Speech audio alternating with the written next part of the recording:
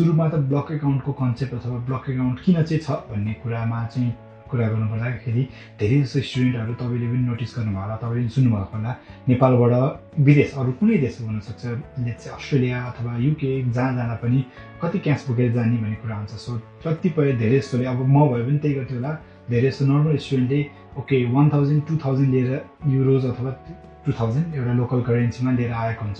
So त्यो cash चाहिँ अब आएर सेटल हुन त टाइम लाग्छ नि त, नयाँ देश हो, नयाँ परिवेश हो। अब के गर्ने भनेर एउटा क्यास इन्फ्लोको अथवा स्टुडेन्टलाई चाहिँ एउटा स्ट्रेस नहोस् भनेर चाहिँ एउटा गभर्मेन्टले सबैजनालाई जति पनि विदेशबाट एप्लाई गर्दैछौँ धेरै जसो भनौँ न 99%लाई चाहिँ सबैले एउटा आफ्नो जर्मनीमा एउटा ब्ल्याङ्क एकाउन्ट खोलेर आफूलाई 1 वर्षमा है हरेक वर्ष जस्तो अपडेट हुन्छ है, पर मन्थ यति रुपियाँ चाहिन्छ है, पर मन्थ यति युरो चाहिँ एउटा सिटिजन अथवा एउटा इन्डिभिजुअललाई चाहिँ जर्मनी बस्नलाई चाहिन्छ भन्ने एउटा अमाउन्ट फिक्स गरिदिएको हुन्छ। फर इक्जाम्पल त्यो हुनसक्यो 950 980 होइन, त्यति चाहिँ पर मन्थ चाहिन्छ।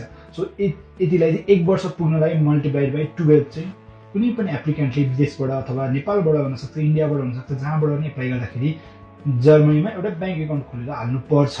त्यो चाहिँ त्यति पैसा लिएर आउनुपर्छ, सो द्याट आएको 1 वर्ष चाहिँ एउटा उसलाई फाइनेन्सियल स्ट्रेस अथवा फाइनेन्सियल बर्डन नहोस् अथवा त्यसले गर्दाखेरि टेन्सनमा नहोस् स्टुडेन्ट र पढाइमा फोकस गर्न सकोस् भनेर। सो किन भन्दा अप्सनल बनायो भने कसैले लिएर आउँछ, कसैले लिएर आउँदैन, कोहीले भनौँ न कोही स्पेसल केसमा एकदमै त्यसले गर्दाखेरि मेन्टल स्ट्रेस पनि पर जाने काम हुँदा सबैजना ल्याउनुपर्छ भनेपछि त सबैजनाले लिएर आउँछ नि त। So it creates a safety net for everyone भन्ने कन्सेप्टले चाहिँ गभर्मेन्टले यो बनाएको हो। सो यो चाहिँ एक्ज्याक्टली यति अमाउन्ट हुन्छ भनेर तपाईँले चाहिँ इन्टरनेटमा खोज्नु होला। मैले यो भिडियो बनाउँदाखेरि 988 समथिङ छ भने त्यो चाहिँ अब inflation rate per year inflation rate कति बढ्दै जान्छ त्यतिले चाहिँ अब त्यो एमाउन्ट चाहिँ इन्क्रिज हुँदै जान सक्छ। फर इक्जाम्पल कस्ट अफ लिभिङहरू, ट्रान्सपोर्टेसन कस्ट, त्यसरी नै गभर्मेन्टले एउटा भनौँ त्यसमा हामीले टेन्सन गर्नु पर्दैन, गभर्मेन्टले चाहिँ अहिले एभरेजमा यति चाहिन्छ भनेर हालिदिएको हुन्छ।